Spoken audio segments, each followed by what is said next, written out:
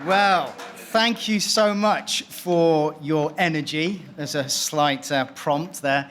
And your attention on the end of a very long, fruitful, but warm day in sunny London. So I will keep this short, pithy, and applicable, if at all possible. Without going too much into my history and what I do, just to say that I work at the sharp end of bringing people together for talks who may hold very different ideological positions. My two areas that I'm working in at the moment is the rise of Nazi and far-right activity in the UK and Europe. And those who hold those tendencies think I look a little bit like them, but that's up to you to decide. Blonde hair, a bit of blue eyes. And brokering relations and talks between people who are in the state, former state players, intelligence, security, business, and people who hold very strong ideological and religious positions. So how on earth do we create some sort of harmony when we have all these ideological differences and positions operating, not just in the UK, but across Europe? And I want to give us some hooks, if you like, to hold some thoughts, to pin some thoughts onto. And in my limited experience, and my other guests have had, other guests here have had loads of experience, but in my limited experience, I tend to find there's three ways that we try to solve the problem, to try to harmonize people, to get along. And the three ways are these, broadly speaking. Number one, we have environmental approaches. Now, environmental approaches are things like having agreements between groups of people who are in conflict over land, over trade, over things. And that's really important. Number two, we find the behavioral approach, which is actually we've come and had agreements about what we're going to do environmentally, practically on the ground. So how are we going to behave in terms of how do we enforce that? How does it work?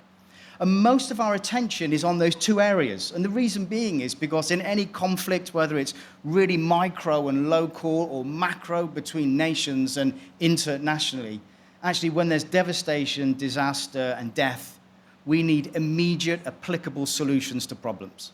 However, there's a third way. There's always a third way. And this is the philosophical drivers.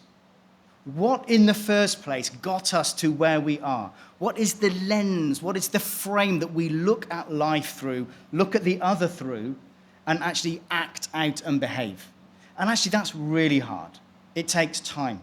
It takes time to move from, and unfortunately, I've heard this when I've been with various politicians, is sometimes they're barely literate around religious issues, let alone having comprehension. And in order to drive change at a philosophical level, which will keep informing the important work that is done environmentally and behaviorally, we need to have comprehension, that felt understanding of where the other person is coming from. But comprehension takes time, and I believe that we would do well to invest in comprehending our fellow human beings, whether they have a different skin color, whether they have a different perspective, a different ideological position. Because as we enter the comprehension debate, we enter all sorts of questions that are flushed out and raised to the surface. And some of the issues when those questions are flushed out, in my experience, and raised to the surface, is that we find that some people are really just disagreeable. We're just not going to get on. It looks like we're not going to get on. We have such different perspectives, whether they be religious, whether they be political, whether they be another ideological position.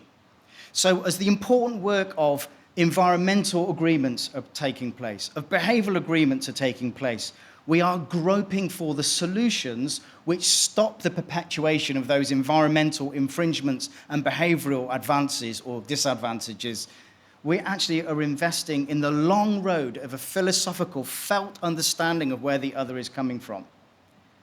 And when we have those conversations, I find that these sorts of things come to the surface. There's a power asymmetry between you and me. There's a trade deal that's done that favors you rather than me. Actually, I don't trust you because you've either broken or bent the spirit of the law to your favor. I've always been marginalized and you are the powerful one. And in that, we have to find the solution. And actually, I find that I'm a Christian in background.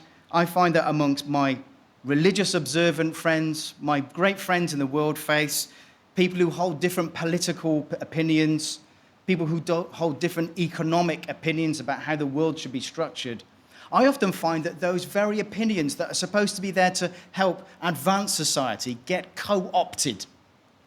And I want to give you 3 ways, I'm into threes today, I want to give you 3 ways to look at the co-opting of either religion, economics, different ideological positions, and politics. The first one is the cultural approach. And the cultural approach says, this is how we do it. This is our way. And if you come into our culture, our business, our political system, in order to be accepted, you've got to be like me. You've got to be like us. And if you're not, we're going to quietly squash you and silence you. Perhaps mold you. The second is the crusader approach, where actually I might think, and I can talk as a white, middle-aged male Christian, with a rich history of crusades, where we think that what we've got is so good and so powerful that we're going to export that to you, your country, your people, and you're going to do it our way. Frank Sinatra, I did it my way. You're going to do it our way. And if you resist us, we are going to squash you. We may kill you. And if you come into our country, the crusader mentality frame is a bit more muscular. It's got a dose of testosterone in there for added power, to get the heart and the mind and the body active. It's just a more aggressive version of the cultural view. I want to suggest that we need a third way. We need the philosophical way to feel, to understand the other, but I think we need a third way to engage, and I think that's the conscious way. And the conscious way says, I understand you are different, and we are different.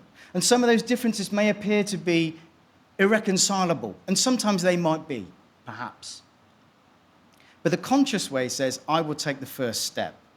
I will cross the road, if you want to take the Christian picture of the Good Samaritan. I will be the person who crosses the road to the other and engages in that philosophical debate. And actually, in order to be the conscious approach person, we probably need to do a few things. Number one, we need to suspend our ego because it's not about us, it's about you. Number two, we need to understand that we need to be like midwives. In other words, we don't need to be the experts, but we need to be in the room to bring the experts to the table for the conversation. Because we still need the environmental and the behavioral agreements to take place to establish peace.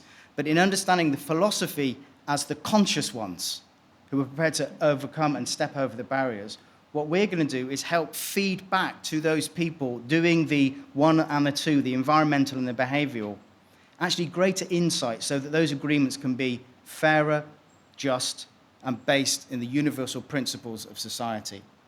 And I can think of no better way of doing it than combining our great faiths, bring those to the table, political thinkers, economic thinkers, structural thinkers, but in an environment where we're prepared to step back, be conscious, cross the road, talk to the other, and build over time. And maybe as UPF and other organizations, encouraging international, national, and intercontinental conversations between different worldviews and philosophies may just aid in the world we want to see. Is it naive? Potentially. But there's something instinctive and intuitive in each and every one of us that says, it's got to be better than what we've got now. Thank you.